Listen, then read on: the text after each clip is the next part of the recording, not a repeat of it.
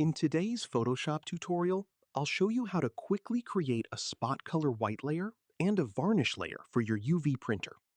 First, hold Control and click the thumbnail of your text or design layer to load it as a selection. Pause here and make sure the selection is active. Next, go to Select, Modify, Contract, enter 5 pixels, and click OK. Take a moment to show the result because you'll notice that the selection moves slightly inside the edges of the letters. Now, go to the Channels panel, click the 3 horizontal lines in the corner, and choose New Spot Channel. This is where you create your white layer for the UV printer. Take your time setting it up. Then, check the Channels panel to make sure the new spot channel has been created properly.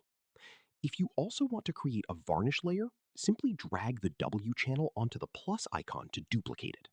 Then, rename the duplicated channel to V for varnish. Pause here so you can clearly show the 2 separate channels. Finally, turn all the color channels back on so you can see your complete design again. And that's it. Your white and varnish spot channels are ready for your UV printing workflow.